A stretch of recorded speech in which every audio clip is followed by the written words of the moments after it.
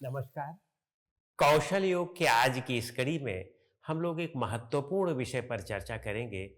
पैरों को मजबूत कैसे बनाएं। पैरों से ही हमें जीवन भर चलना होता है।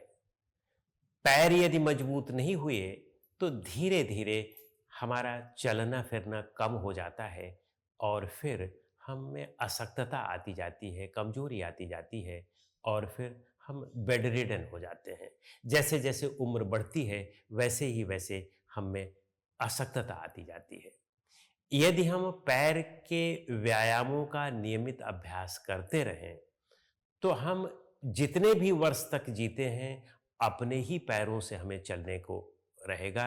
हम अपने पैरों से चल सकते हैं और ढंग से करते रहें तो हम 100 साल तक अगर जीते हैं तो हम अपने ही पैरों पर चल करके दौड़ते हुए भी जी सकते हैं। हमारे पैरों को मजबूत करना इसलिए बहुत आवश्यक है। तो आइए हम देखते हैं कि कौन-कौन सी क्रियाएं करें कि जिससे हमारे पैर मजबूत रहें। सबसे पहले हमें सूर्य नमस्कार का अभ्यास करना है। तो अपने स्थान पर हम खड़े हो जाएंगे। पूरी एकाग्रता के साथ अब हमें सूर्य नमस्कार का अभ्यास करना है। श्वास अंदर लेते हुए ऊपर की ओर आए, श्वास बाहर निकालते हुए आगे की ओर झुकें। श्वास अंदर लेते हुए दाहिने पैर को पीछे ले जाएं। श्वास बाहर निकालते हुए दूसरे पैर को भी पीछे ले जाएं और फिर यहां पर श्वास सामान्य रखें। अब श्वास बाहर निकालते हुए नीचे आ जाए। श्वास अंदर लेते हुए धड़ को उठाएं। श्वास बाहर निकालते हुए हिप को ऊपर उठाएं। श्वास अंदर लेते हुए दाहिने पैर को आगे लाएं। श्वास बाहर निकालते हुए दूसरे पैर को भी आगे लाएं।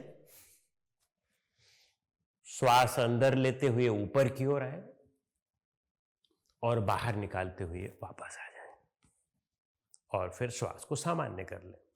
तो इस तरह से आधा राउंड हुआ। बाएं पैर से कर लें तो यह पूरा एक राउंड हो जाता है। धीरे धीरे इसके जितने भी राउंड्स का आप अभ्यास कर सकते हो, कम से कम 10 से 15 राउंड तक इसका अभ्यास करना है। इससे ज्यादा का अभ्यास नहीं करना है। फिर इसके बाद हमें ताड़ासन का अभ्यास करना है, गत्यात्मक ताड़ासन। कैसे करते हैं आप देखेंगे। अपनी एड़ी को ऊपर उठाएं,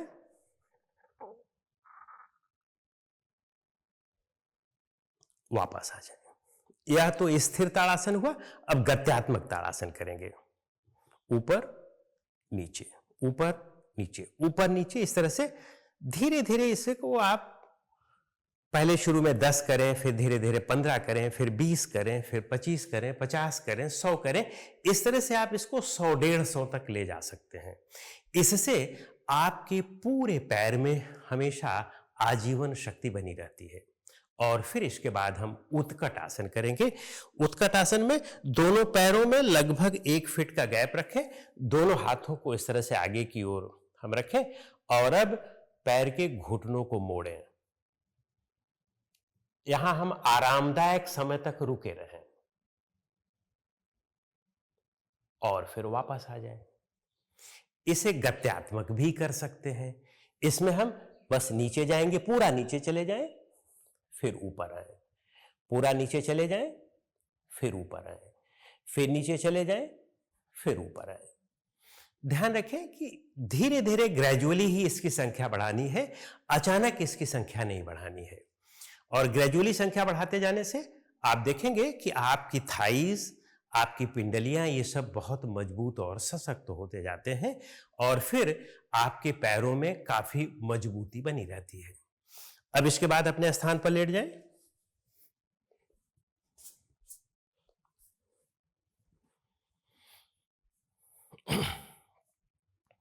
अपने एक पैर को ऊपर की ओर उठाएं। थोड़ा सा धड़ को ऊपर की ओर उठा करके पैर को इस तरह से पकड़ लें और अब पैर को अंदर की ओर जितना ला सकते हो ले आए।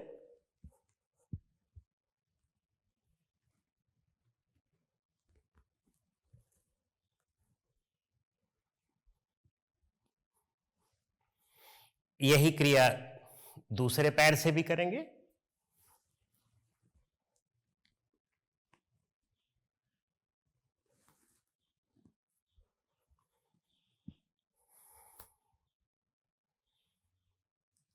इसकी 3-3 आवृत्तियों का अभ्यास करें और फिर इसके बाद 2 आसन हमें और करना है खड़े होकर के।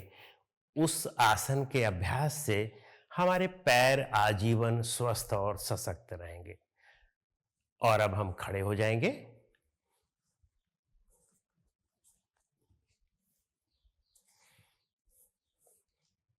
एक पैर को आगे करें, एक पैर को इस तरह से पीछे करेंगे और अब दोनों हाथ को पीछे की ओर सहज रूप में रख लें।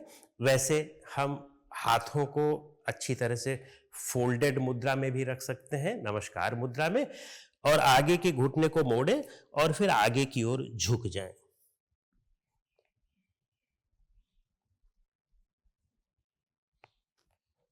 वापस आ जाएं। यही क्रिया हमें दूसरी तरफ भी करना है। तो इस आसन का अभ्यास करें और फिर उसके बाद अब हम एक और आसन है जिसे हम हनुमान आसन कहते हैं, हमें उसका अभ्यास करना है। वह आसन कैसे होता है? धीरे धीरे दोनों पैरों में इस तरह से गैप बढ़ाते जाएं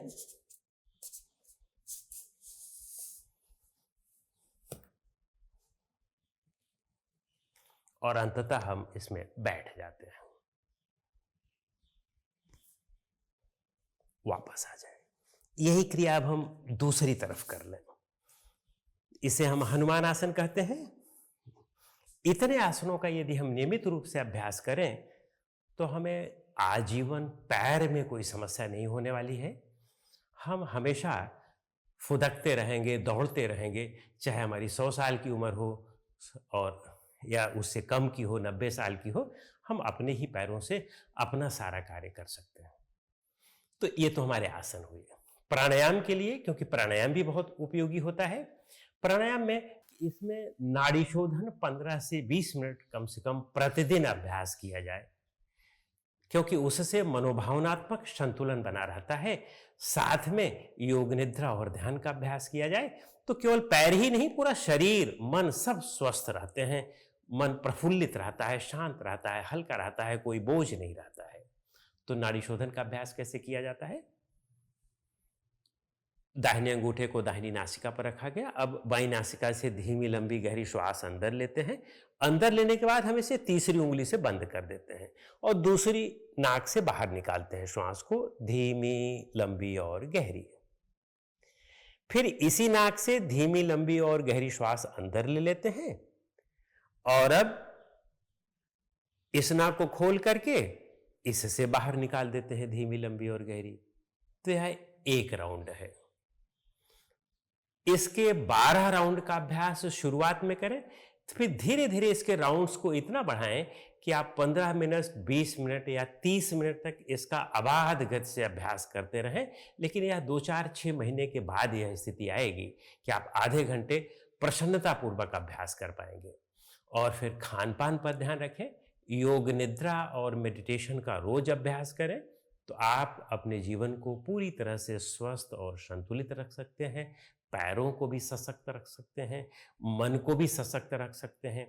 यदि आपके पैर बहुत सशक्त हैं लेकिन मन ही कमजोर हो गया है, तब तो फिर जीवन की लड़ाई हम हार जाते हैं। तो इसलिए मन को भी स्वस्थ और सशक्त रखना जरूरी है और उसको ज्यादा स्वस्थ और सशक्त रखना जरूरी है। और फिर सब कुछ अपने आप स्वस्थ और सशक्त रहता है। नमस्कार।